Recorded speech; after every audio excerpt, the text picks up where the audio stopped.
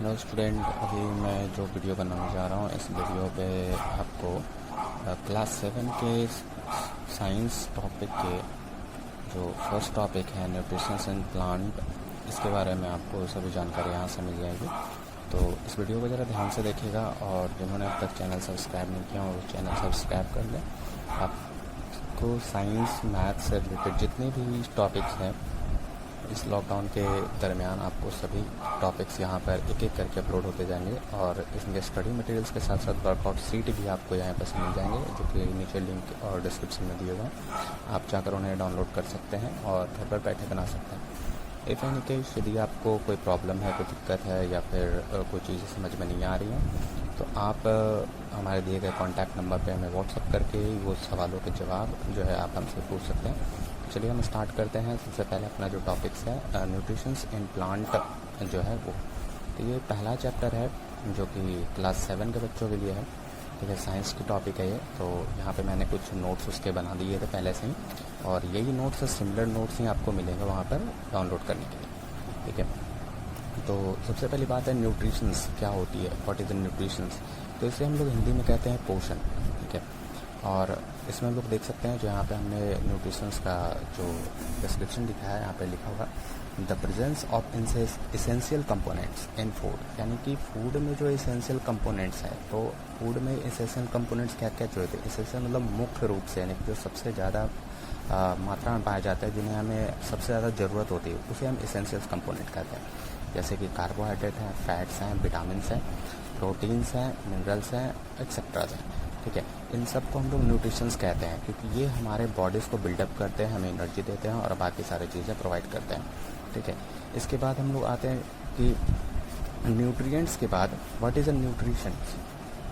तो न्यूट्रिशंस क्या है, ये तो न्यूट्रिएंट्स हो गए कि न्यूट्रिएंट्स क्या होते हैं, मतलब कौन कौन से ऐसे फैक्टर्स हैं जिनको हम लोग न्यूट्रिएंट्स कहते हैं, पोषक कहते हैं। अब आते हैं हम लोग पोषण किसे कहते हैं। तो न्यूट्रिशन जो है इसको हम लोग डिस्क्राइब करते हैं।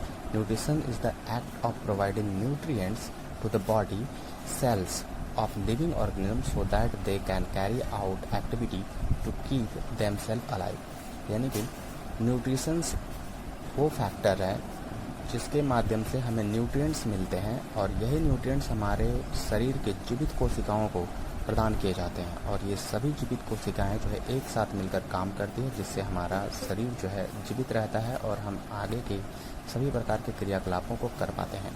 ठीक है, अब इसके बाद आते हैं टाइप्स ऑफ न्यूट्रिशंस। न्यूट्रिशंस के कितने टाइप्स होते हैं, तो बेसिकली जो है न्यूट्रिशंस के दो टाइप्स होते हैं। एक है ऑटोट्रॉफिक न्यूट्रिशंस और दूसरा है हेटेरोट्रॉफिक न्यूट्रिशंस। ठीक है, ऑटोट्रॉफिक न्यूट्रिशंस मोस्टली स्टूडेंट्स को प्रॉब्लम होता है कि सर साइंस के वर्ड को कैसे याद किया जाए। तो मैं यहाँ पर उन बच्चों को ये कहना चाहता हूँ कि साइंस के जो वर्ड हैं उनके मीनिंग्स उसी में अवेलेबल होते हैं। यहाँ पर देखिए ऑटोट्रॉप्स यानी कि autotrophic.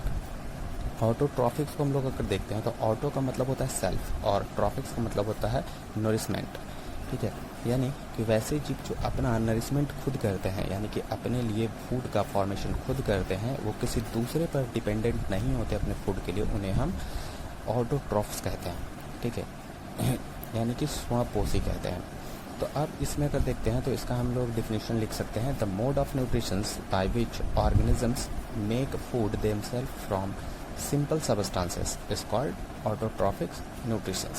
Second in line, the organisms in which autotrophic mode of nutrition is found are called autotrophs. यानी कि जब कोई भी जीव सामान्य प्राकृतिक चीज़ों से जो है अपने भोजन का निर्माण करता है तो उसे हम लोग ऑटोट्रॉफिक मोड ऑफ न्यूट्रिशन कहते हैं, और उन जीवों को हम लोग ऑटोट्रॉफ्स कहते हैं। ठीक है, जिनमें से आपका प्लांट जो है सबसे बड़ा ऑटोट्रॉफ्स है। ठीक है, हमने यहाँ पे लिखा भी है, green plants prepare their food from raw organism materials like carbon dioxide which is CO2 and water. They are also known as a producer. Now we are moving to the second page. Autotrophics nutritions in plant. Plant में autotrophics nutritions किस प्रकार से होते हैं, तो green leaves are known as kitchen और food factor of the plants. हरे पत्तों को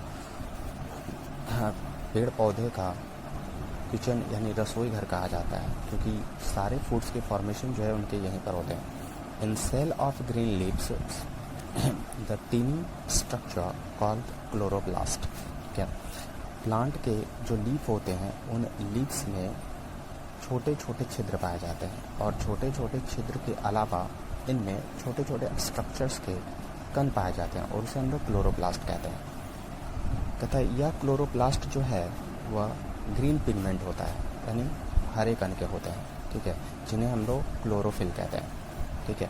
ये करते क्या है, they makes the leaf looks green, जिन इनके कारण ही जो है पत्तियों का रंग जो है वो हरा होता है। साथ ही साथ इनका एक काम और है कि आप सनलाइट से एनर्जी को एब्जॉर्ब करने में मदद करते हैं और उस एनर्जी को, सन की एनर्जी को कन्वर्ट कर देते हैं केमिकल एनर्जी में, ठीक है। तो ये काम किसका है, क्लोरोफिल का है और ये कहाँ पाया जाता है, क्लोरोप्लास्ट में पाए जाते हैं, ठीक है। Second topic the process of making food by green leaves in the presence of carbon dioxide, sunlight and water is called photosynthesis. कहता है भोजन, हरी पत्तियों के द्वारा भोजन बनाने की वह विधि जिनमें कार्बन डाइऑक्साइड, सूर्य प्रकाश और जल मौजूद होते हैं, उन्हें हम लोग प्रकाश संश्लेषण कहते हैं। इस प्रकाश संश्लेषण में कार्बन डाइऑक्साइड वाटर को सनलाइट में गर्म करने पर एक मॉलिक्यूल स्टार्च का निर्माण होता है और साथ में ऑक्सीजन गैस रिलीज हो जाते हैं, ठीक है।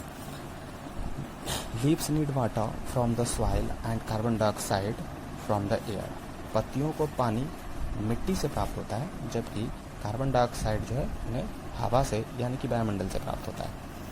Water and minerals are absorbed from the soil by the roots. पानी और खनिज लवण जो है वह पौधों को मिलता है आपको सॉइल से और इसे रूट के द्वारा एब्जॉर्ब किया जाता है और ये स्टीम्स में कैरी आउट होते हैं, ठीक है। स्टीम्स में कैरी आउट होने के लिए इन्हें दो तरह के ट्रांसपोर्टिव वेसल्स का इस्तेमाल करना होता है, ठीक है, और पौधे इसका इस्तेमाल भी करते हैं, ठीक है। इन ट्रांसपोर्टिव वेसल्स में एक है जाइलम और दूसरा है पोलम। अब इनके वर्ड को देखिए, xylem, a word which is pronounce like as a Hindi word is जॉ। सो जाइलम वेसल जो है ये वाटर का ट्रांसपोर्टेशन करता है, जबकि rest of the minerals are transported by phloem. Now coming to the next point, कहता है कि जब फोटोसिंथेसिस होता है, फोटोसिंथेसिस के दौरान कहता है कि there would be non living organisms and the earth would be a barren place, ठीक है। यदि फोटोसिंथेसिस ना हो तो इस पृथ्वी पर कोई भी लिविंग ऑर्गेनिजम्स नहीं बच पाएगा, ठीक है। और ये ट्रू फैक्ट है, बिकॉज हमें लाइफ सस्टेनिंग ऑक्सीजन और फूड ये दोनों हमें प्लांट से ही मिलते हैं और अगर प्लांट ना हो तो हमें सबसे पहली चीज़, तो मेन चीज़ जो लाइफ सस्टेनिंग ऑक्सीजन है जिसको हम ब्रेथ आउट करते हैं, ब्रेथ इन करते हैं, ठीक है, ये हमें नहीं मिलेगा, ठीक है। इंपॉर्टेंस ऑफ फोटोसिंथेसिस के दौरान भी इस बातों का डिस्कशन किया गया। तो ये डिस्कशंस क्या है, तो इनका डिस्कशन है, it is an ultimate source of food and energy for all living beings. Plant जो है और प्लांट की जो फोटोसिंथेसिस प्रोसेस है यह पूरे नेचर के लिए यानी कि पूरे जीवन सजीव जगत के लिए ये जो एक सबसे बड़ा सोर्स ऑफ फूड है और सबसे बड़ा एनर्जी का एकमात्र सोर्स है, ठीक है।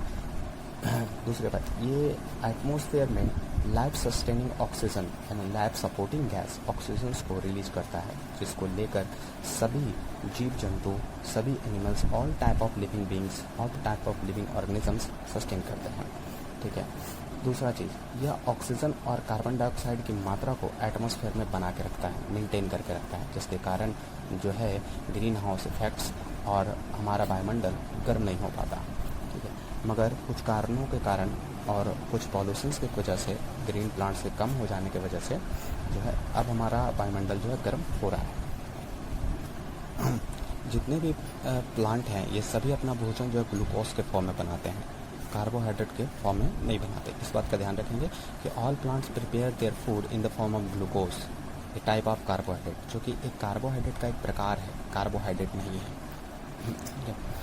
एक्सेस फूड जो होते हैं प्लांट में, जो भी फूड एक्सेस बन जाते हैं वो जो है स्टार्च के रूप में स्टोर किए जाते हैं एज, जो कि एक कॉम्प्लेक्स इनसॉल्युबल फॉर्म है कार्बोहाइड्रेट का, ठीक है। स्टार्च जो है यह कॉम्प्लेक्स और इनसॉल्युबल फॉर्म है कार्बोहाइड्रेट का, ठीक है। स्टार्च जो है पौधों के अलग अलग हिस्से में स्टोर किए जाते हैं, जैसे कि आपका रूट है, लीफ है, स्टेम है, फ्रूट है और सीड्स हैं, ठीक है।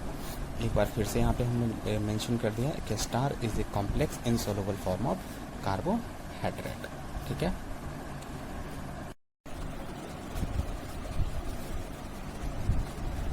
अब जो है यहाँ पर आपको बता रहा है कि नाइट्रोजन जो कि हमारे एटमॉस्फेयर में सबसे अत्यधिक मात्रा में पाए जाते हैं, मगर ये गैसियस फेज में होने के कारण प्लांट इसका इस्तेमाल नहीं कर सकते। नतीजा यह होता है कि पौधे इस नाइट्रोजन को डायरेक्टली इस्तेमाल नहीं कर सकते। तो यहाँ पर क्या है कि सॉइल में कुछ सर्टेन बैक्टीरियाज पाए जाते हैं, कुछ स्पेसिफिक बैक्टीरियाज होते हैं जो कि इन नाइट्रोजन्स को जो है सॉल्युबल फॉर्म में कन्वर्ट कर देते हैं और सॉल्युबल फॉर्म में कन्वर्ट करके वह मिट्टी में छोड़ देते हैं। नतीजा यह होता है कि मिट्टी में सॉल्युबल फॉर्म में रहने के कारण रूट जो है, प्लांट्स के जो रूट होते हैं वो इसे आसानी से एब्जॉर्ब कर सकते हैं, ठीक है, और एब्जॉर्ब करके इसका इस्तेमाल कर सकते हैं। सो दैट यहाँ पर the mention topics is soil has certain bacteria that converts gaseous nitrogen into a usable form and release it into the soil.